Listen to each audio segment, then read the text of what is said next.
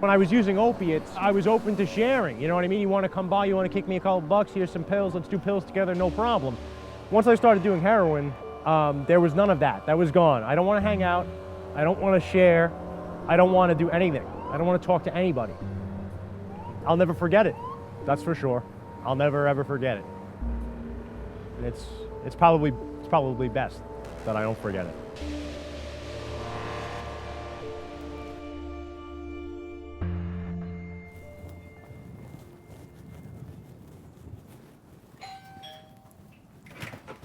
Hey, how are you? How are you? Good. You want anything to eat or coffee or something? Some coffee. So what's up? Not too much. I'm thinking of Nanny's birthday tomorrow. 93? 93. Have the fam over. I remember your birthday. I made you a birthday dinner. You text me. That was another red flag that you didn't want to speak on the phone. And you said, I'm just not feeling well. I can't make it. It was a common theme. Yeah. I wasn't feeling well. Right. Suddenly you're sick. Suddenly I'm a lot. sick, 4 times a month. And you worked right around the, 2 blocks away, and I Critically. wasn't seeing you at all. Right, yeah, which is another odd thing. Yes. Working 2 blocks away from the house you grew So up in. you don't add pop all in. those things up, and it seems crystal clear, but when you love somebody,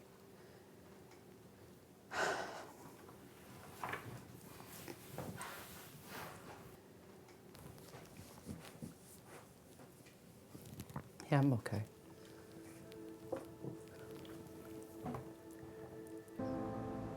As a young child, I played soccer. That taught me discipline, that taught me self-confidence. These kids would say like, oh, Coach Barry's really cool. I'm like, yeah, Coach Barry's my dad. It was like a really cool feeling for me as a young kid. But I had to find out from someone else that you jumped off the roof at Billy Gannon's house, and that's how you actually hurt your knee. That's not true. That didn't happen. He was asking me to show him some martial arts techniques. Right. And so I jumped up and I did like a really a wild kick. And when I landed back on the grass was wet. And so my body weight went to the right and my knee just went completely out to the left and just like exploded on his front lawn. Oof, Yeah. And then I looked up at him. I was like, I gotta call my mother. I was I remember 15. that phone call too. That event kind of, like I don't know if I ever would have taken painkillers if it wasn't for that. Yeah, you know what? That's a great point, because that was one of the sort of starting points, right?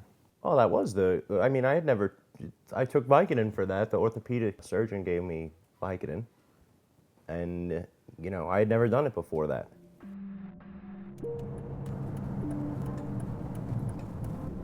So we're arriving now in Flushing, Queens. It's a neighborhood that's a big part of my story. This is my old building here. Yeah, that's my spot right in the back right over there. It's my first apartment that I lived in. I moved here probably, let me think, probably 8 years ago, 7, 8 years ago. Lived here with my girlfriend. I would meet up with friends. It would be like veiled socializing. But really, we were just like meeting up to like use and like get stuff together. But when I was in it, I was like, oh yeah, this is my good friend. This is my buddy. He wants to come over. Like really, he just wants to come over to like get drugs to do with me. I thought of it as a relatively, at that time, what I deemed to be like harmless indulgence. I thought of it in terms of, I'm just having fun.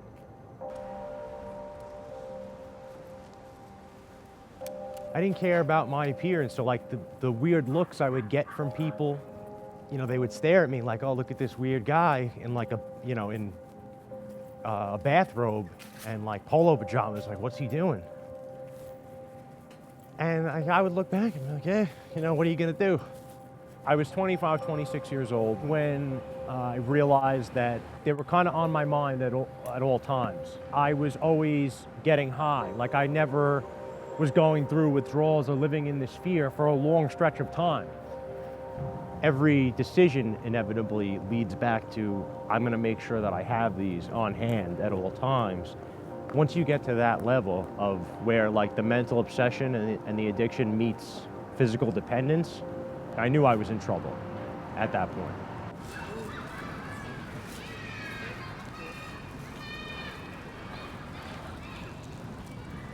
I was walking around this circle and I was on the phone with one of my cohorts, if you will, right? He tells me, listen, I just gave the wrong guy money and got robbed. I start screaming into the phone, screaming. I'm holding the phone in front of my face, screaming at him. These people like are just trying to enjoy their time in the park, and they have to see me with my back up, like my back is arched and I'm like pacing about. I was terrified that I was gonna have to go through withdrawals. That was a normal thing. I reacted like that twice a month.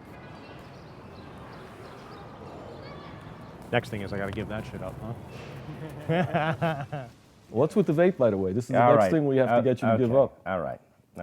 It's not the time nor place. Popcorn lung. Yeah, I'm really worried about that. You know, you could tell by the look on my face, I'm really concerned about popcorn lung.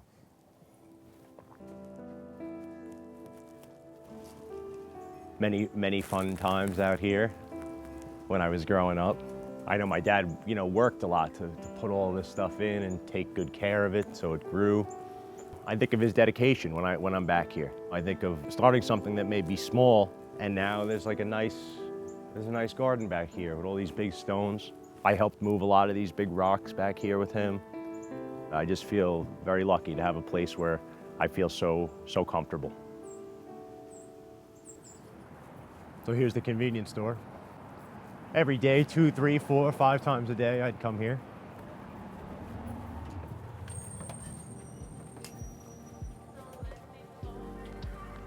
What's up, man? Long time, right? Yeah. How are you? Where's my man? Is he here? Any cold one? No? Cold? No? All right. Warm will have to do.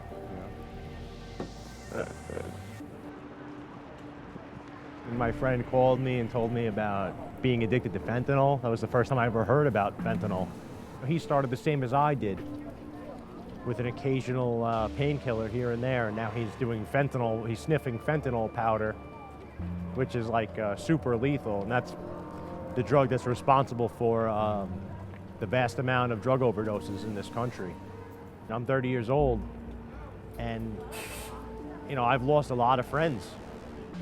The list is it's lengthy, man. It's lengthy. And I think about that. Oftentimes I think about that and I feel guilty. And they're just like me, a lot of them. And they're not with us anymore, and it hurts. A few of them were very close to me. And it hurts to know that I'll never get to talk to them again.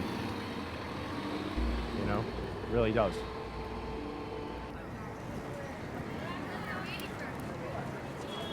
Nobody wakes up one day and says, hey, today is the day I'm gonna become a heroin addict. No one's ever said that to themselves, but yet we're faced with an epidemic level addiction that this country is suffering from. Despite, best efforts from society, we still have this stigma associated with this disease. If you came over with something that was obviously wrong, if you're bleeding or something, I'm gonna drag you someplace to get it fixed. Right. And why the hell, But yeah, if you have a crippling opiate addiction, all of a sudden it's something you should be ashamed of.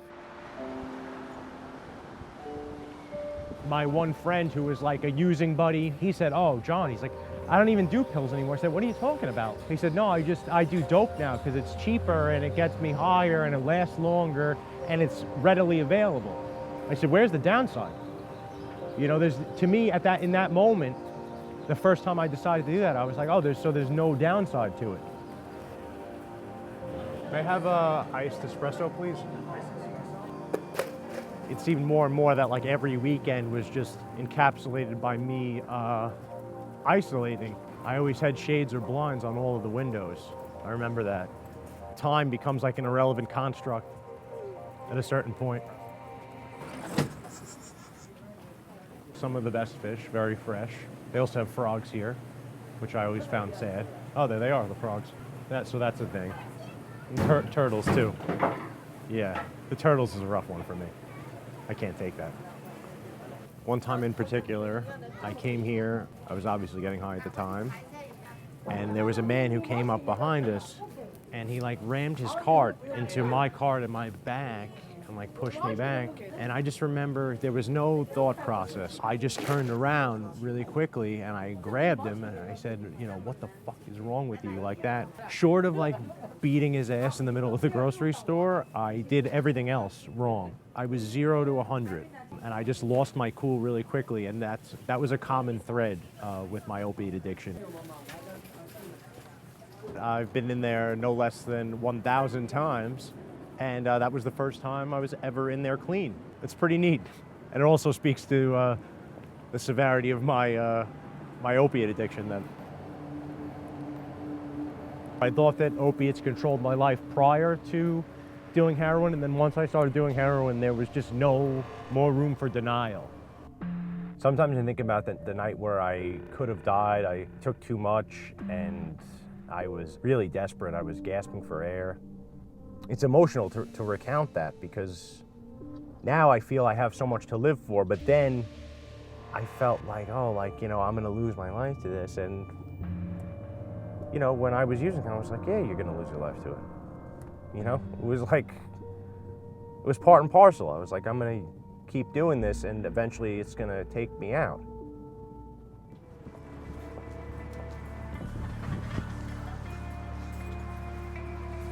I got into a car with a guy who I had associated with. They let us sit there for 3 minutes while he was talking to me, this guy, and then they ripped open the car, you know, and it was a semi-elaborate setup. They had been following me, they knew stuff about me, intimate details about my life. These police officers knew that I was involved in the use and sale of drugs. When that attorney did call me, she said, I'm sorry to say, you know, your son has been arrested. And I said, for what? For pot? No, not for pot. And I just said, you need to stop talking right now because I can't even understand you anymore. I have to come there, I'll just come. I was sitting there on a flat wood plank, going through withdrawals, thinking about, as soon as I get out of here, you know, I'm gonna use, and I have all my stuff all set up. I'm gonna make 2 phone calls to my buddy. He's gonna come over, use with me. And I turned around, I saw your face. I'll never forget that. I'll never forget seeing you either, never, ever. You looked heartbroken. You know, you just looked so helpless, you know. Well, the court had my kid. Yeah, I know, but it was just... And I couldn't have him.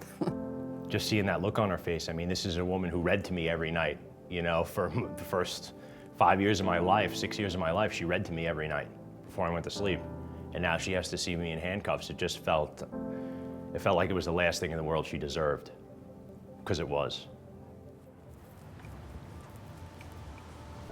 When my life kind of started to burn down, I looked up and I asked God, I said, just help me to stop using. I just felt like the chains start to break. You know, I can't describe it other than to say I felt this burden, I felt this weight come off of my shoulders.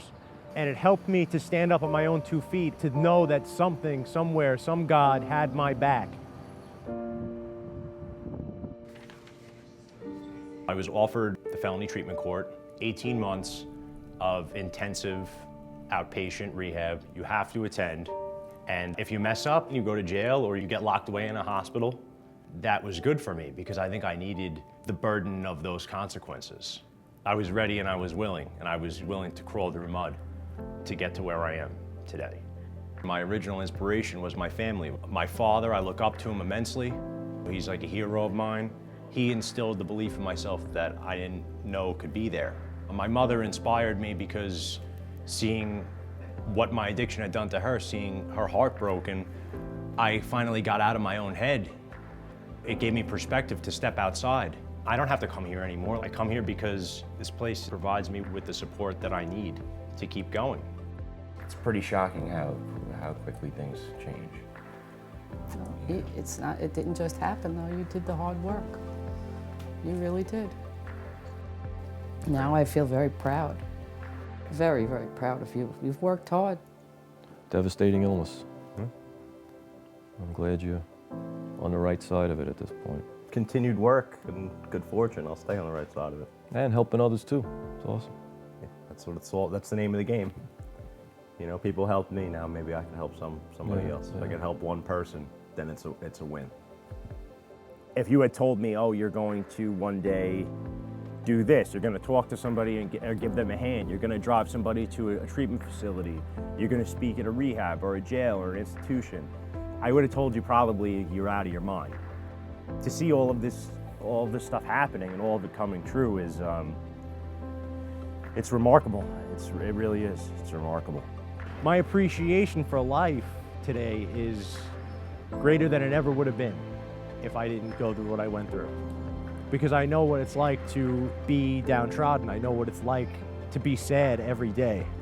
But now I'm very appreciative for every day, the good and the bad days. Now in recovery, it's like I get all of my passions back and then some. I go to yoga 4 days a week. I play music, I listen to music. I box now, I have a boxing coach. They all add up to what is so fantastic about my day-to-day life, all the things that I have to be grateful for. They were there all along. It's just I was not there. I was the missing piece, not my life. My life was good, my life was full, but I wasn't there for it. And the difference is today I am.